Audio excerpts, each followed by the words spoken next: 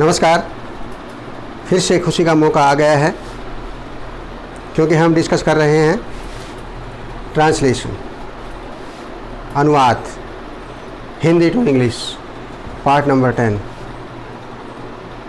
हम बहुत कुछ सीख रहे हैं, हर पार्ट में कुछ न कुछ नया सीख रहे हैं ट्रांसलेशन से रिलेटेड। पार्ट नंबर 10 से पहले आपने हर वीडियो लेक्चर को, हर पार्ट को ध्यान से वॉच करना है। कई बार विद्यार्थियों के दिमाग में एक प्रश्न भी उठ सकता है कि वो देखें कि ट्रांसलेशन के इतने पार्ट्स क्यों तैयार किए गए। 2-3 पार्ट्स में भी तो ट्रांसलेशन का काम कंप्लीट हो जाता है ना। अब यदि कोई विद्यार्थी स्कूल में जाकर के कहता है डायरेक्ट मुझे 10वीं क्लास में कर दो, मैं फर्स्ट या सेकंड क्लास में नहीं होना चाहता, कैसा हो सकता है? नो, सिर्फ फर्स्ट क्लास में एडमिशन मिलेगा। पहले फर्स्ट में या नर्सरी में या केजी में, फिर सेकंड में, थर्ड में, फोर्थ, फिफ्थ, उसके बाद वो 10th क्लास में होगा सिस्टम से। ऐसे थोड़ा है कि वो पहले दिन ही फर्स्ट एडमिशन उसका 10th क्लास में हो जाए, ऐसा नहीं होता। हम छत पे जब चढ़ते हैं सीढ़ियों के माध्यम से तो स्टेप बाय स्टेप हम ऊपर चढ़ते हैं। एकदम से छलांग लगा करके लास्ट सीढ़ी पे थोड़े हम ऐसे पहुंच सकते हैं। हाँ, 1-2 क्लास को हम इकट्ठा पास कर सकते हैं, क्रॉस कर सकते हैं। जैसे 1-2 सीढ़ी हम इकट्ठी क्रॉस कर लें, वो अलग बात है। लेकिन स्टेप बाय स्टेप यदि हम चलेंगे तो हमें परफेक्शन मिलेगी, हम परफेक्ट हो जाएंगे। और कहा भी है कि practice makes a man perfect, करत करत अभ्यास के जड़मते हाथ सुजान। तो लगातार प्रैक्टिस कीजिए आप। पार्ट 1 पढ़िए, 2, 3 और हर पार्ट में आपको अलग अलग जानकारी मिलेगी। इस पार्ट नंबर 10 में भी हम बहुत कुछ सीखने वाले हैं। Let's start. Use of is, am, are, was, were, will be, has been, have been, had been. आप देखेंगे कि इनमें इज,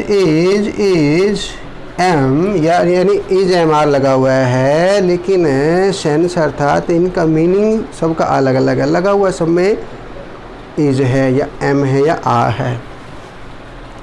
वाज दोनों जगह वाज लगा हुआ है, लेकिन जो सेंटेंस की स्ट्रक्चर है वो अलग अलग है। देखो, इसमें वाज के बाद फर्स्ट फॉर्म प्लस आईएनजी है और इसमें वाज के बाद थर्ड फॉर्म है। तो यही तो समझना है हमने ट्रांसलेशन में कि जब हम हिंदी का कोई वाक्य बोलते हैं तो वो हमने इंग्लिश में लिखना पड़ जाए।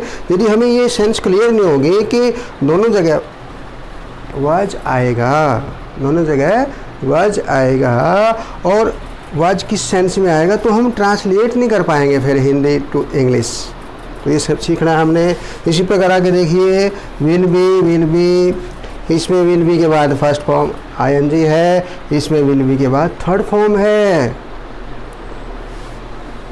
कई बार स्टूडेंट से एक बात को रट लेते हैं कि विल के बाद बी लगाएंगे और आईएनजी लगाएंगे। नो, विल बी के बाद थर्ड फॉर्म भी आ सकती है। किस सेंस में आएगी वो सीख रहे हैं हम।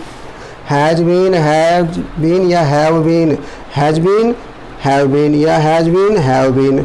यहाँ फर्स्ट फॉर्म प्लस आईएनजी और यहाँ थर्ड फॉर्म हैड बीन।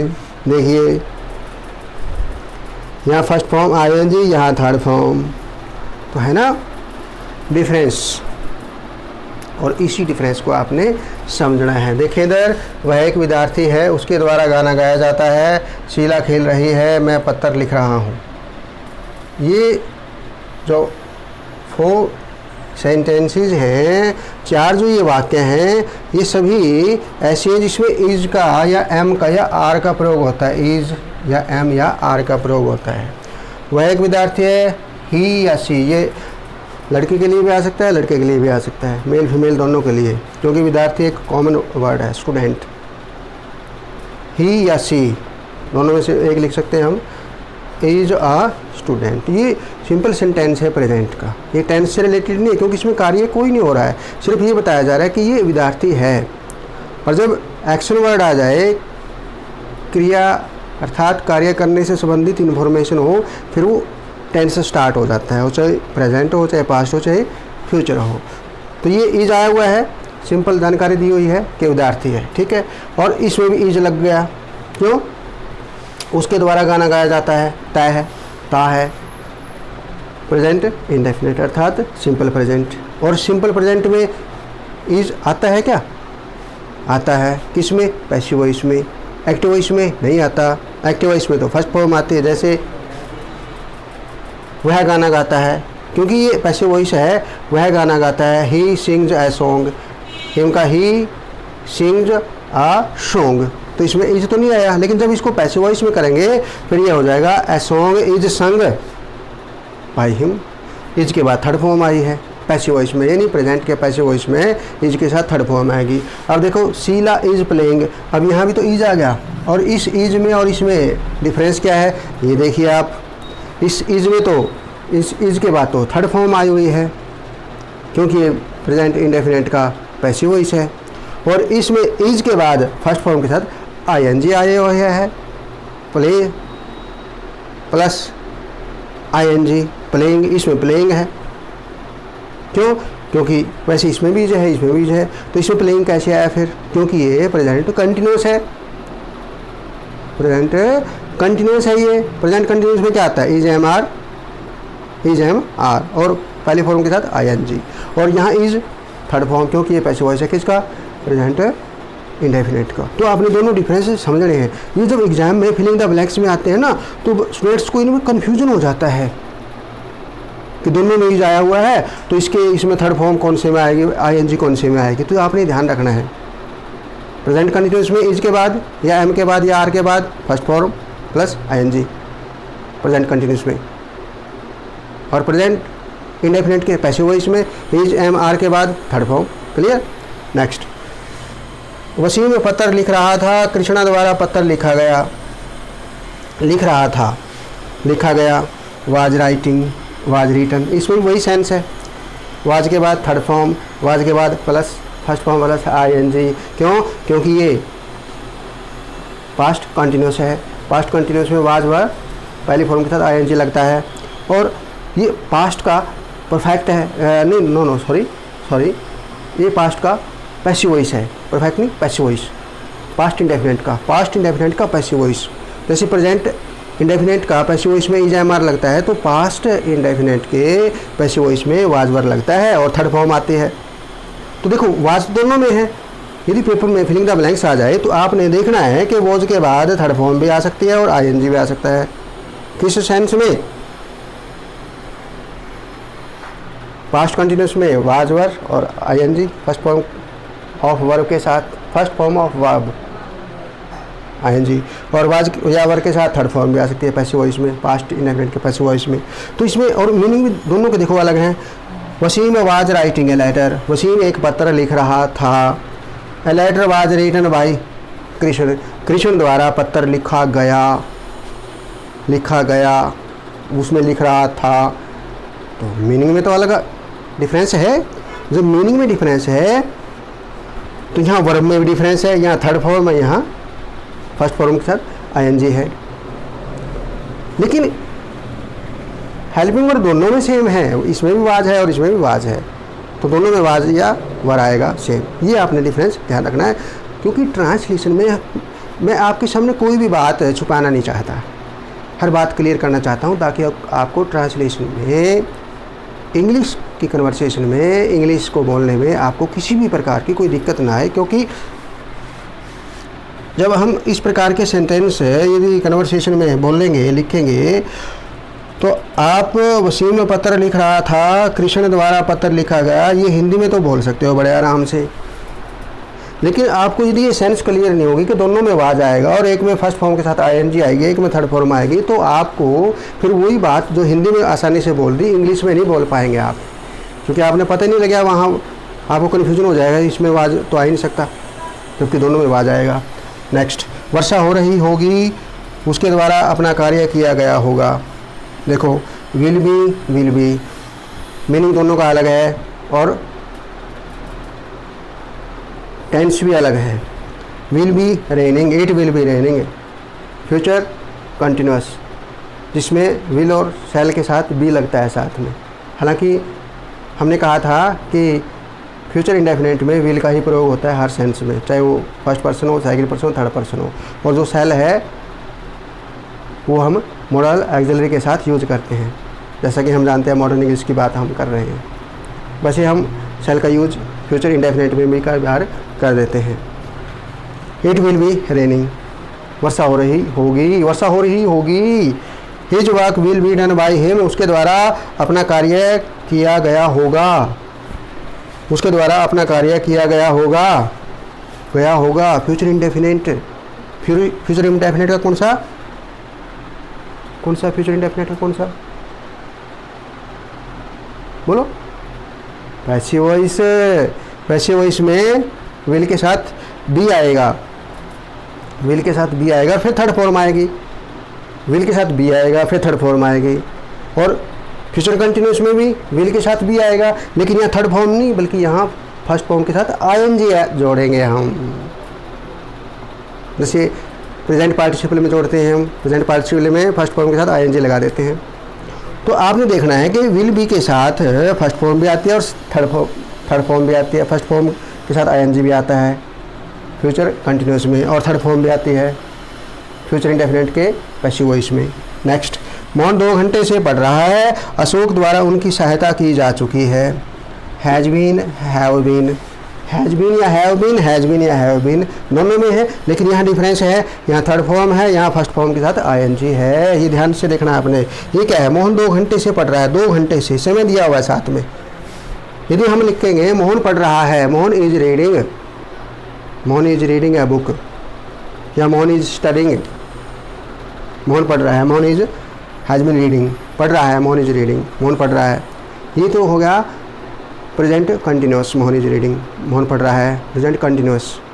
लेकिन इसमें साथ में से है, समय दिया हुआ है 2 घंटे से, जो इसमें साथ में से होता है समय को दर्शाते हुए, वो परफेक्ट कंटिन्यूस होता है।